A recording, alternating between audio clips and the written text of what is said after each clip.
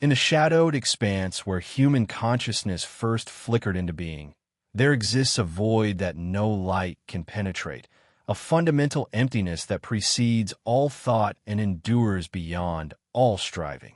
This is not the absence of meaning that philosophers chase in their futile scribblings, but the inherent rot woven into the fabric of existence itself, where every breath drawn is an unwitting affirmation of decay.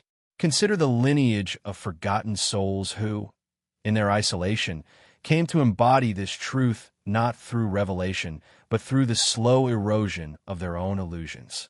In a remote valley nestled amid jagged peaks that pierced the indifferent sky, there dwelled a clan bound by an ancient decree, not of blood alone, but of a deeper affliction, a compulsion to confront the hollowness at the core of being. Their ancestors, having fled the clamor of civilizations that masked despair with trivial pursuits, established a domain where the weight of solitude pressed upon the mind like an unyielding stone, forcing each inhabitant to gaze inward until the self dissolved into nothingness. The elders, those withered vessels of inherited torment, whispered doctrines not of salvation, but of inevitable dissolution, teaching that the human form is but a temporary cage for an eternal scream silenced only by oblivion. Within this enclave, generations unfolded like layers of decaying parchment, each revealing more profound layers of futility. The rituals began innocently, as all descents do, with meditations on the impermanence of flesh, gatherings under moonless nights where participants recited litanies of their own insignificance, voices merging into a drone that echoed the wind's empty howl through barren trees. But as isolation deepened, so did the practices, evolving into trials designed to strip away the veils of ego and expose the raw nerve of existence. One such rite involved the binding of kin in chambers carved from the mountain's heart, where darkness was absolute and silence unbroken save for the drip of unseen water, a reminder that time itself erodes without purpose. Here, the subjected would confront the illusion of individuality, their thoughts spiraling into questions without answers. What am I if not the sum of inherited pains? Why persist in this charade of consciousness when the void beckons with its merciful indifference? The psychological toll manifested not in sudden madness, but in a gradual unraveling, where participants emerged altered, their eyes hollowed as if they had glimpsed the cosmic jest that underpins all life. Yet this was no pursuit of enlightenment. It was a deliberate plunge into dread, a recognition that knowledge of one's own nullity breeds not freedom, but an oppressive burden, a weight that bends the spine and poisons every interaction. The clan's matriarch, a figure etched with the lines of countless vigils, oversaw these immersions with a serenity born of resignation, her voice a steady incantation guiding the novices through stages of disintegration. First came the denial, the frantic clinging to memories of warmth or connection, illusions that the isolation methodically dismantled. Then the bargaining, where the mind fabricated gods or destinies to impose order on chaos, only to shatter them against the unyielding walls. Deeper still lay the anger, a futile rage against the accident of birth, the arbitrary spark that condemned one to awareness in a universe devoid of intent. And finally, the acceptance, not of peace, but of the inexorable pull toward non-being, where even despair loses its edge in the face of total irrelevance. But acceptance was fleeting, a mirage that dissolved into renewed cycles of torment, for the human psyche, in its stubborn persistence, rebels against its own erasure, birthing fresh horrors from the ashes of the old. As the practices intensified, the clan incorporated elements of mutual observation, where members were tasked with chronicling the breakdowns of their fellows, not out of empathy, but to reinforce the shared delusion of separateness. These records, inscribed on slabs of slate with tools fashioned from bone, detailed the minutiae of mental collapse, the tremors that betrayed suppressed terror, the whispers that evolved into incoherent pleas, the eventual stillness that mimicked death yet pulsed with unspoken agony. Such documentation served a dual purpose, preserving the lineage's philosophy while ensnaring the chroniclers themselves in a web of complicity.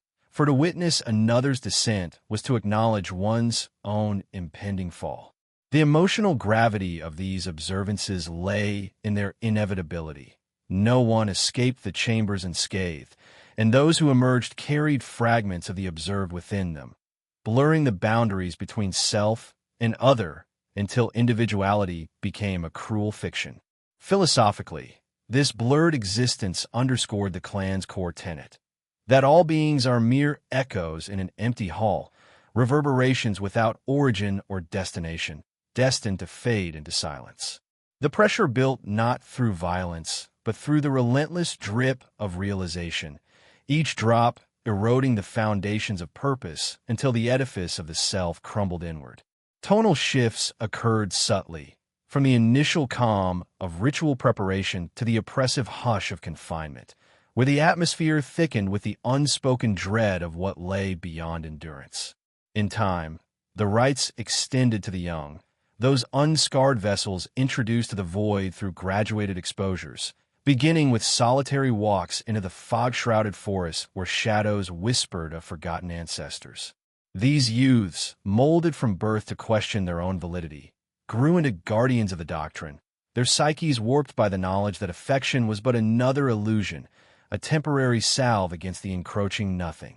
One generation, marked by a particularly harsh winter that sealed the valley in ice, saw the emergence of a variant practice, the pairing of individuals in shared isolation, bound not by chains but by the imperative to confront each other's emptiness.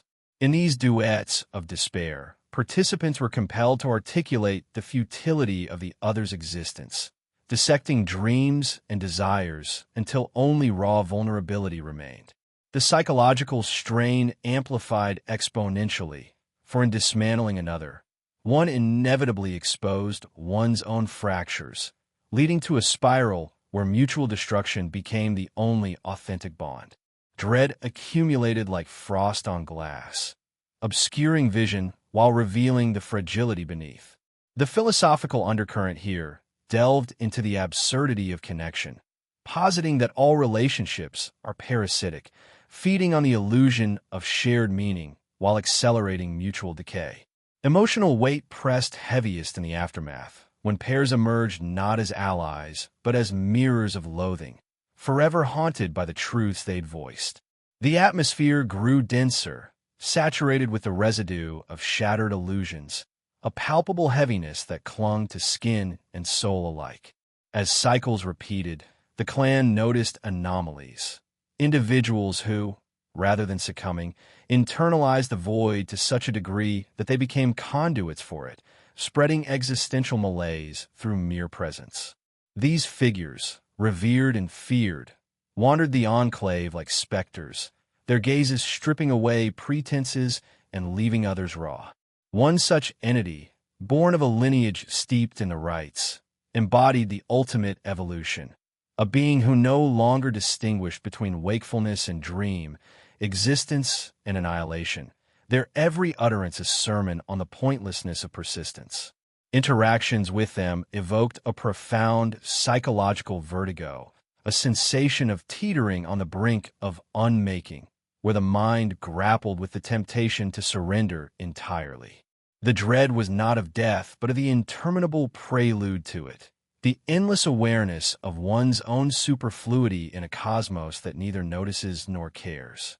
Philosophically, this represented the pinnacle of the clan's inquiry.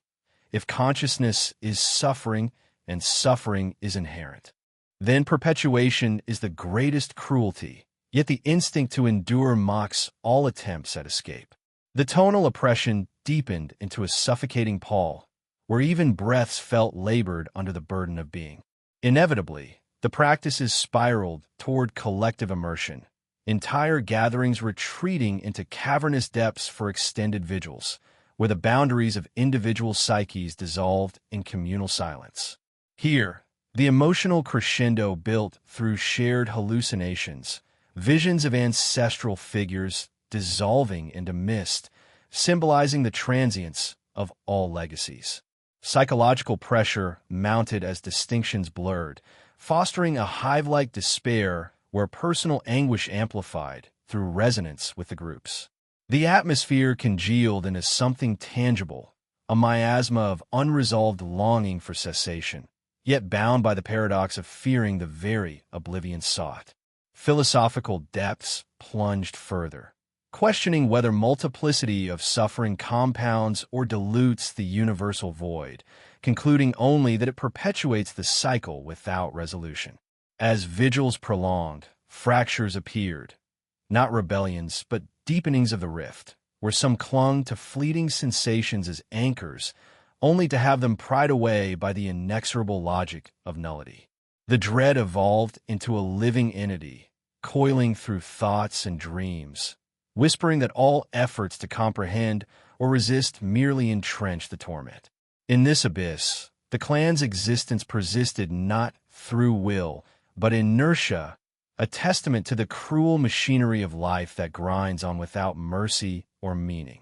And so the valley endures, its inhabitants locked in eternal contemplation of their own erasure, the weight of awareness pressing ever downward, unresolved, unending, a sermon without congregation, echoing into the void from which it sprang, in the hollow between two ranges where no river flows and no bird calls.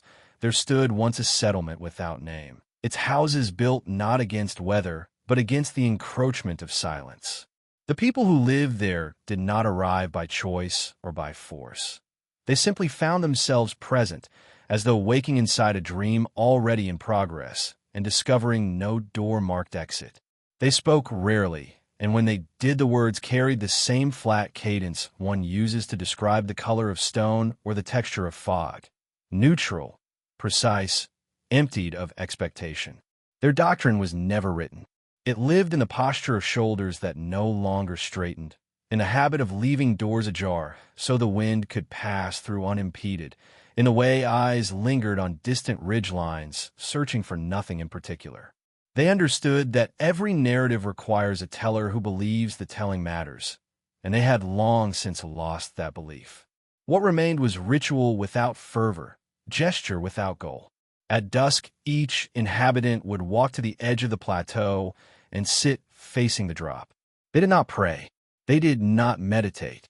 They performed what they called the counting backward. Beginning with the number of heartbeats since waking, they counted downward in silence until the sequence reached zero or until sleep claimed them where they sat. Most never reached zero. The mind, stubborn animal that it is, would restart the tally at some arbitrary point. 3,471, 2,912, looping like a broken mechanism that cannot bear to stop. The repetition itself became the point, to demonstrate that even the attempt to measure disappearance only produces more persistence. Children were not spared this instruction. From the moment they could form numbers, they joined the evening count. No one explained why the practice existed. Explanation would have implied purpose, and purpose was the first heresy. Instead, the young learned by imitation that the universe does not answer questions. It simply continues counting in the opposite direction until the counter forgets what was being counted. Occasionally, someone would fail to return from the plateau. The others did not search.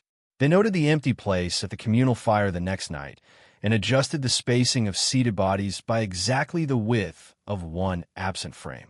No mourning occurred because mourning presupposes value, and value presupposes duration, and duration had already been revealed as illusion. The missing were simply reclassified, no longer counters, now part of the background against which counting continued. Yet the most severe trial was not solitude or disappearance. It was the pairing, when two individuals reached a certain threshold of endurance, when their backward counts had grown so mechanical that even sleep no longer interrupted them. The elders would select partners. The chosen were led to a low stone chamber dug into the hillside. Inside waited two pallets, a single oil lamp kept burning at the lowest possible wick, and nothing else. The door was closed from the outside. No lock was used. The prohibition against leaving came from within. For an indefinite period, days, weeks, sometimes longer, The pair remained together in that dim space. They were forbidden to speak of the outer world, of memory, of hope, of plans. The only permitted conversation concerned the precise mechanics of cessation.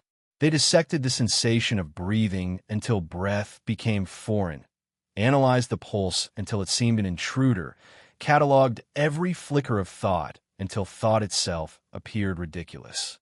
They were required to describe, aloud and without mercy, the precise texture of the other's impending non-existence. "You will stop," one would say. "First the small muscles of the face will slacken. Then the diaphragm will hesitate. The heart will attempt one final inefficient contraction and fail. After that there's only chemistry continuing without witness." The other would answer, "And you?" The pupils will dilate uselessly. Saliva will pool because the swallow reflex ceases. Skin will cool at approximately 1 degree per hour until ambient temperature is reached. Decomposition begins whether anyone observes it or not. Such exchanges were not cruel in intent. They were forensic. The purpose was to remove every veil of euphemism until the bare event stood exposed. Termination without sequel, without audience, without meaning. To speak it repeatedly was to practice a form of honesty so absolute that it bordered on violence. Inevitably, one of the pair would break first, not through tears or screams. Those belonged to an earlier stage of being, but through a sudden, desperate attempt to reassert difference. "I'm not like you," the fracturing voice would declare. "I still feel the shape of my own name inside my mouth." The other would listen without interruption, then reply, "The shape is temporary. The mouth will forget how to hold it." At that moment, the symmetry collapsed. One became witness, the other specimen. The witness would continue the litany alone while the specimen curled inward, attempting to disappear before the body permitted it. Sometimes the specimen succeeded in a fashion. The backward count reached 0 and did not restart. The breathing changed character. The lamp flame steadied because no one was left to disturb the air. The witness waited until certainty arrived, usually 12 to 18 hours, then rose, opened the door, and returned to the settlement carrying the news without inflection. The survivor was never congratulated. No ritual cleansed them. They simply resumed their place at the fire, sitting one body width farther from the center than before. The counting backward continued that same evening. Only now the numbers carried an additional shadow, the memory of having spoken extinction into reality for another. Over decades, the population thinned, not through famine or disease, but through this slow winnowing. Fewer children were born because conception required a mutual delusion of continuity that few could still sustain. The stone chambers filled with dust. The oil lamps burned lower each year because the wick-trimming ritual was performed less frequently. One winter, when snow sealed the only pass and the wind sounded like someone trying to remember a language, the last 4 inhabitants gathered at the plateau edge. They sat in the regulation spacing. No one spoke. After some hours, the eldest began counting backward from the number of breaths taken since the previous dusk. The others joined, voices so quiet they barely disturbed the falling flakes. They counted in unison until the sequence reached a point no one had ever reached before. 0 arrived simultaneously in 4 minds. For a long moment, nothing changed. Hearts continued. Lungs rose and fell. Then, one by one, and without signal, the counting did not restart. The wind kept moving snow across the plateau. The lamp in the last occupied house guttered and went out some days later. Ice formed on the inside of windows. The structure stood a while longer, then gradually slumped under their own weight. No one remained to notice. No one remained to record that no one remained. The valley kept its silence, which had always been the only honest doctrine, in the dim recesses of a forgotten archive, where dust motes dance in perpetual suspension. There lingers a collection of unbound pages that no curator claims, no scholar references, and no light fully illuminates. These fragments speak not of heroes or epics, but of the quiet unraveling that afflicts those who dare to trace the outlines of their own insignificance, a pursuit that begins with curiosity and ends in the dissolution of will. Imagine a society of scribes, sequestered in a labyrinthine library carved from the bowels of an ancient cliff, where the air tastes of ink and decay, and the only sound is the scratch of quills against parchment that yellows even as it is inscribed. These individuals, drawn from disparate corners of a world they have forsaken, commit themselves to a singular vocation, the transcription of thoughts that erode the thinker, sentences that loop inward until they consume their own tale. Their order was founded not on revelation, but on a shared recognition that knowledge is not a ladder to transcendence, but a weight that drags one deeper into the mire of awareness, where every insight reveals only the vastness of what cannot be known. The initiates arrive at the threshold stripped of possessions, save for the burdens they carry in their minds, regrets unvoiced, questions unanswered, the faint echo of purposes once held dear. They are greeted not with ceremony, but with assignment, a chamber of their own, a desk scarred by predecessors, and a directive to document the progression of their inner erosion without embellishment or evasion. The first phase unfolds in solitude, where each scribe confronts the blank page as a mirror of the void within. They begin by cataloging the minutiae of existence, the rhythm of breath that sustains yet mocks, the pulse that insists on continuity despite the absurdity of endurance, the thoughts that arise unbidden only to dissolve into irrelevance. As days blend into indistinguishable spans, the writings evolve from coherent observations to fragmented confessions, admissions that the self is not a fortress but a sieve through which meaning leaks inexorably. The emotional strain manifests subtly at first, a hesitation in the quill's stroke, a smudge where ink pools from a trembling hand, building to an oppressive awareness that every word committed to paper is an act of defiance against oblivion, yet one that accelerates the scribe's own fading. Philosophically, this labor embodies the cruel paradox of reflection. To examine one's essence is to fracture it, for the act of scrutiny introduces doubt, and doubt begets a cascade of further inquiries that hollow out the core until only echoes remain. The atmosphere thickens with the residue of these introspections, a palpable heaviness that clings to the stone walls, absorbing the faint sighs and suppressed murmurs into a collective hum of resignation. As the isolation deepens, the scribes are introduced to the rite of exchange, where pairs are formed not by affinity, but by the elder's inscrutable calculus, designed to amplify the internal decay through mutual exposure. In adjoining cells separated by a grate that allows voice but not touch, they read aloud from their manuscripts, voicing the other's unraveling as if it were their own. The listener must then respond not with rebuttal, but with amplification, extending the narrative threads until they fray into absurdity. Your memory of that distant dawn is not an anchor, but a chain, binding you to a moment that never truly was, for time devours its own children without remorse. The responder counters, and your chain is forged from illusions of permanence, links that rust in the moisture of forgotten tears, pulling you toward depths where even chains dissolve. This dialogue spirals, each turn tightening the noose of realization that individuality is a fleeting construct, vulnerable to the corrosive power of another's gaze. The psychological pressure mounts like pressure in a sealed vessel, where the heat of shared vulnerability threatens to shatter the container. Dread accumulates not from external threats, but from the inexorable revelation that one's innermost sanctum is porous, invaded by the other's words until boundaries blur and the self becomes a composite of mutual despairs. The tonal shift is glacial, from the initial calm of recitation to a suffocating intensity where voices drop to whispers, laden with the weight of truths too burdensome to utter fully. In this communion of erosion, some scribes reach a threshold where the manuscripts cease to be personal and become communal artifacts.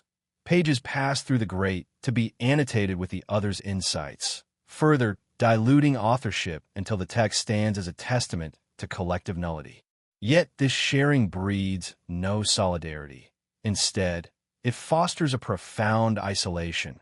For to see one's dissolution mirrored and expanded by another is to confront the universality of futility, the knowledge that all struggles are variations on a theme of inevitable defeat. The elders, those who have endured multiple pairings and emerged as husks of their former selves, oversee these interactions with a detachment born of exhaustive surrender, intervening only when a scribe verges on total collapse, not to rescue, but to redirect the energy into deeper transcription.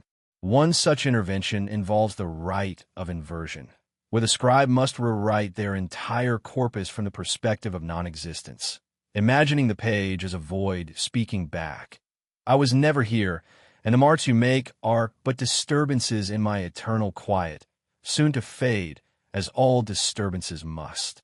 This exercise plunges the practitioner into a vortex of negation, where the emotional gravity pulls toward a center of absolute zero, stripping away layers of identity until only the act of writing remains, a mechanical twitch devoid of intent.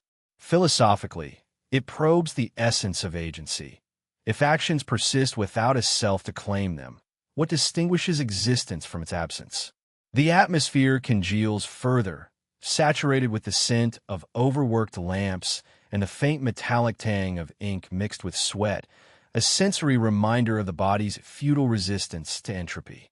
As the order's cycles perpetuate, anomalies emerge, scribes who, rather than succumbing, adapt by internalizing the erosion to such a degree that their writings transcend personal lament and approach a universal dirge, lamenting not individual fates, but the cosmic indifference that renders all endeavors moot.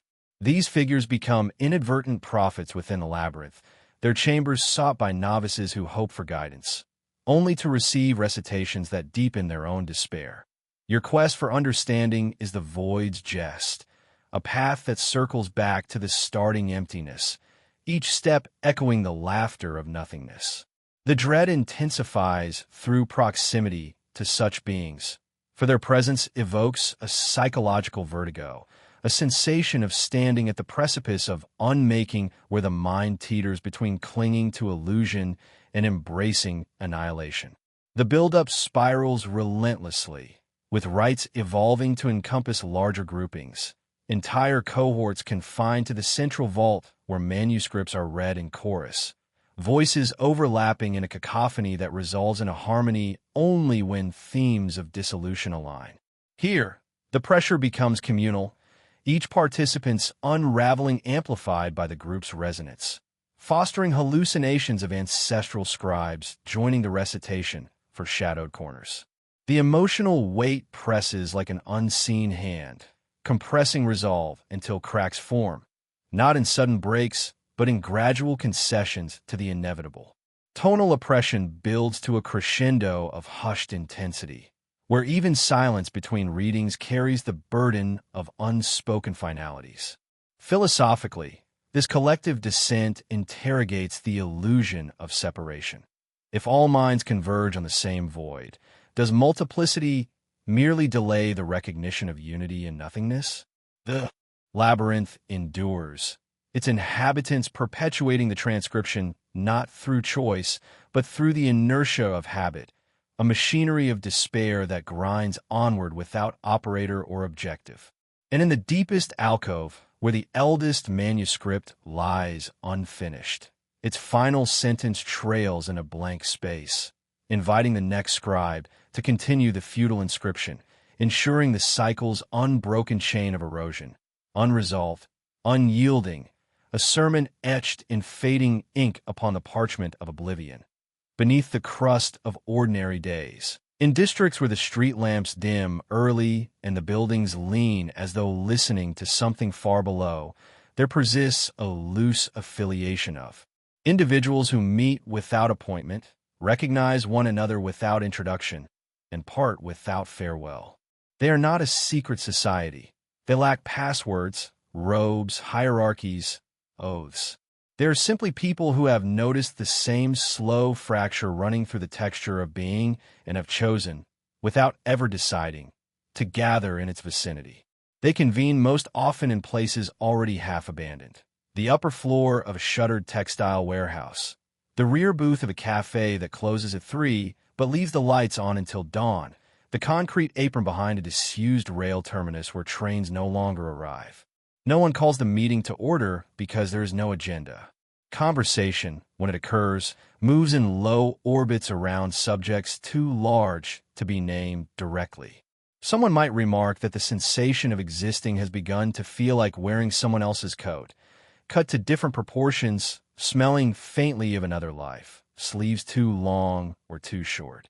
Another might answer that the coat has no tailor. It simply grew around the body over decades until removal became anatomically impossible. These exchanges are conducted with the calm of people discussing weather patterns that have already drowned cities. There is no urgency, because urgency presupposes a future worth saving, and most of them have quietly relinquished that premise. Instead, they practice what one of them once called the inventory of absences. Each person, in turn, lists what is no longer present yet still exerts pressure. The certainty that tomorrow will differ meaningfully from today, the conviction that personal history accumulates towards significance, the naive trust that suffering carves character rather than vacancy. The list is never exhaustive because new absences keep arriving, small, almost imperceptible. Yet each addition increases the mass of what is missing until the living body feels like an outline drawn around an ever-expanding hollow. Occasionally, the inventory turns outward. They speak of the city itself, as though it were another attendee who has not yet spoken. How the new glass towers reflect only other towers, never the sky. How billboards advertise products designed to fill a need that advertising itself created. How the traffic moves in patterns that mimic blood circulation, yet carry no oxygen to anything that still lives.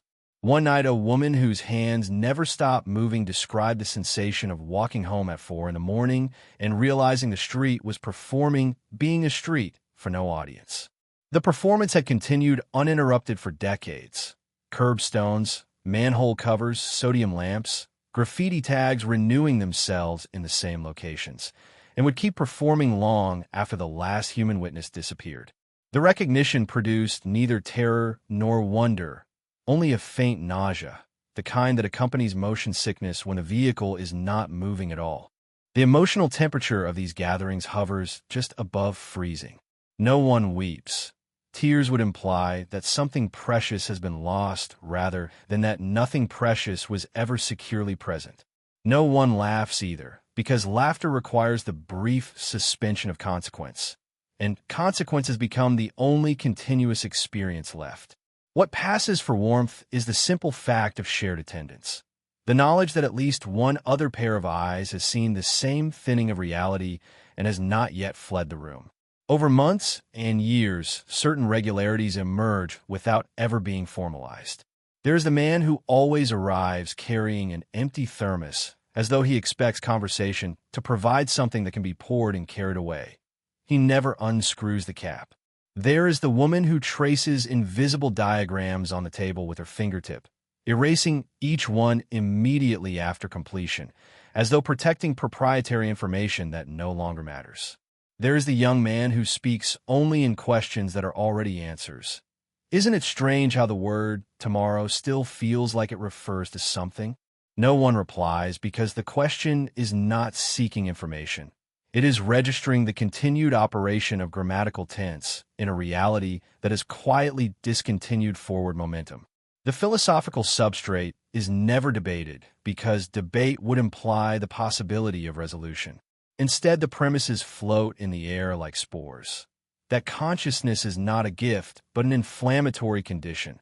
That time is not a river, but a slow stain spreading through fabric that cannot be laundered. That every attempt to confer meaning is an act of violence against the blankness that precedes and outlasts every mark. These ideas are not asserted with force. They are exhaled, allowed to drift, settle, be breathed in again by whoever happens to be sitting closest. The pressure accumulates in the silences between utterances.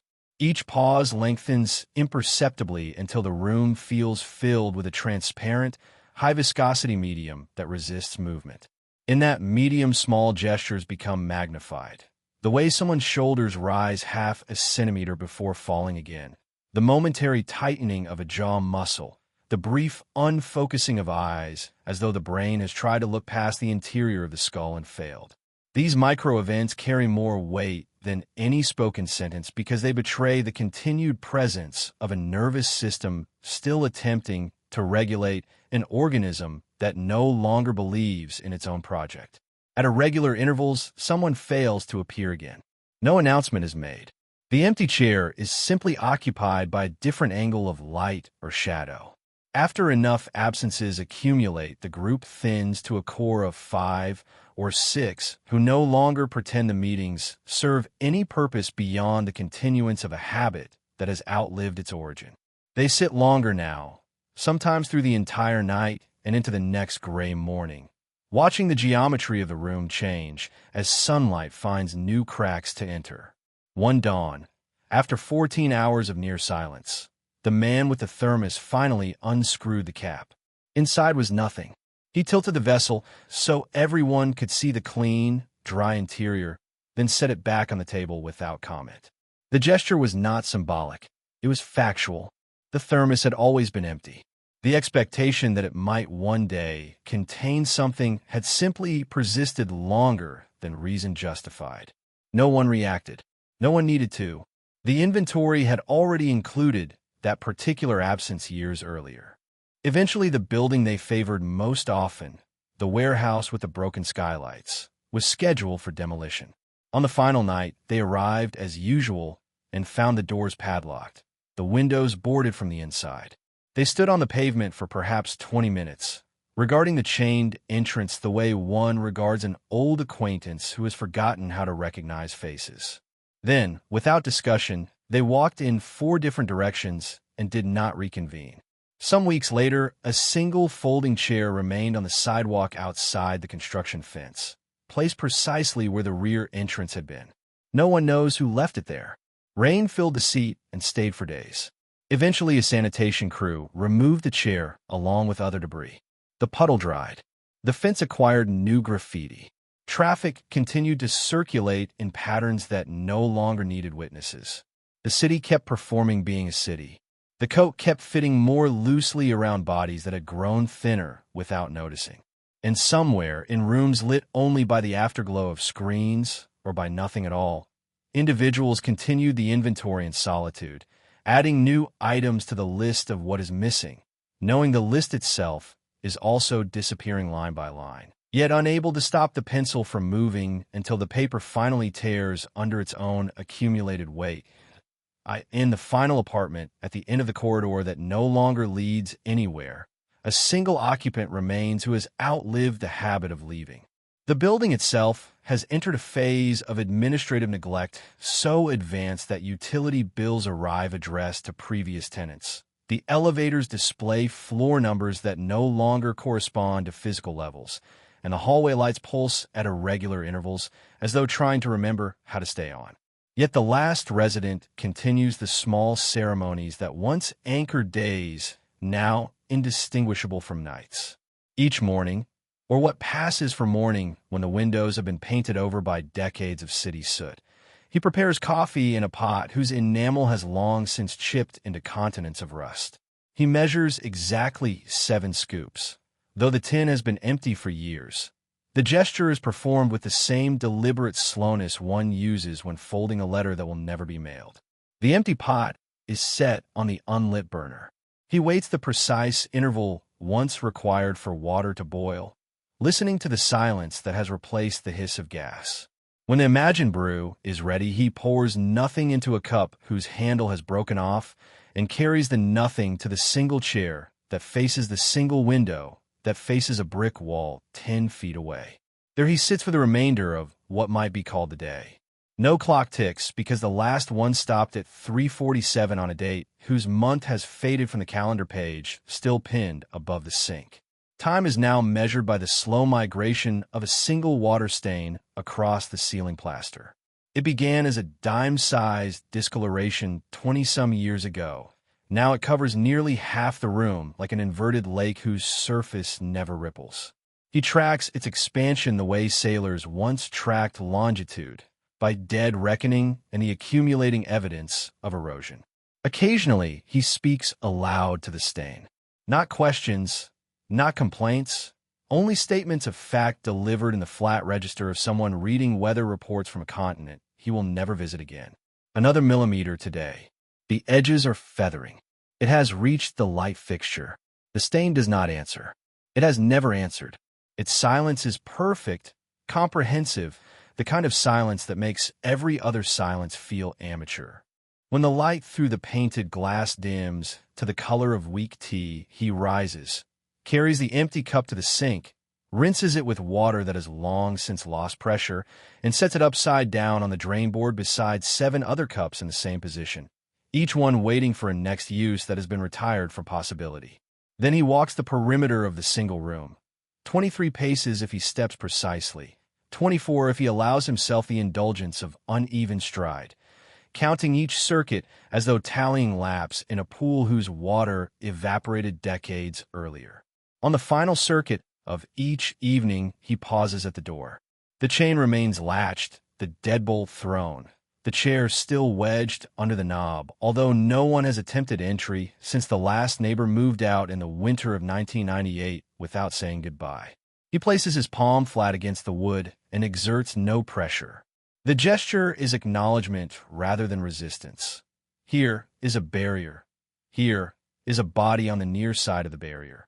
Here is the recognition that both barrier and body are slowly exchanging properties.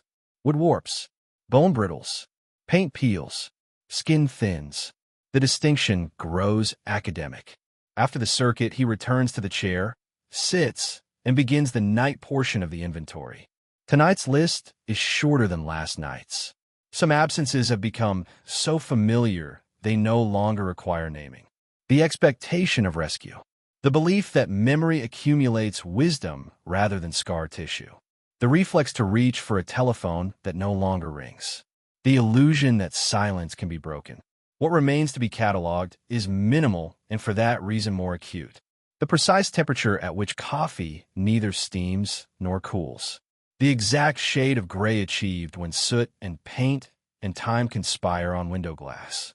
The number of heartbeats required to complete one circuit of the room when stride is measured to the millimeter.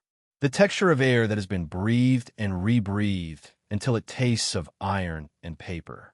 He recites these final items slowly, as though committing them to a ledger whose pages have already been burned. When the recitation ends, he does not rise again. Instead, he allows the chair to take more of his weight until the distinction between sitting and sinking becomes academic as well. Outside, far below street level, the last subway train of a line that was discontinued in 2004 still runs its phantom schedule. No passengers board. No conductor calls stations. The cars pass through tunnels whose tiles have fallen away in crescents, revealing concrete scarred by water that drips from somewhere higher up, perhaps from a very ceiling stain that now covers most of the apartment 7 stories above. The train makes its loop, returns, departs again, performing being a train for ballast and rats and the occasional maintenance worker who has forgotten why he descended. In the apartment, the occupant does not hear the train. Or perhaps he does and has reclassified the rumble as another item on tomorrow's inventory. Either way, the sound continues without witness, like the city continues without needing witnesses, like the planet continues without needing cities, like matter continues rearranging itself long after any arrangement could matter. At some point, there is no clock to mark it. The body in the chair stops adding to the inventory. The chest still rises and falls for a while longer, a mechanical courtesy extended by muscle memory. Then that motion ceases. The stain on the ceiling keeps growing. A final drop detaches, falls, lands on the rim of the empty coffee cup with a sound too small to register anywhere except in the acoustics of absolute stillness. No one comes to open the door. No one comes to turn off a light that was never turned on. No one comes to record that nothing came. The apartment remains furnished with its single chair, its 7 upside-down cups, its slowly expanding ceiling lake, its occupant now reclassified as part of the furniture. Outside the painted window, the brick wall, continues performing being a wall. Inside, the stain continues performing being a stain. And somewhere beneath, everything the phantom subway continues its empty rounds, looping through tunnels that lead nowhere in particular, carrying no one to no destination, on a schedule maintained only because no one remembered to cancel it. Eventually, even the building department will lose the paperwork. Eventually, the structure will be red-tagged, then forgotten, then folded into the larger project of urban entropy. Eventually, the stain will reach the walls and begin its vertical migration downward. Eventually, the cups will collect dust until dust becomes their only content. Eventually, the chair will collapse under the weight of accumulated time. But none of that requires an audience. None of it requires conclusion. None of it requires anything at all. The inventory is complete. The list has become the object it once described.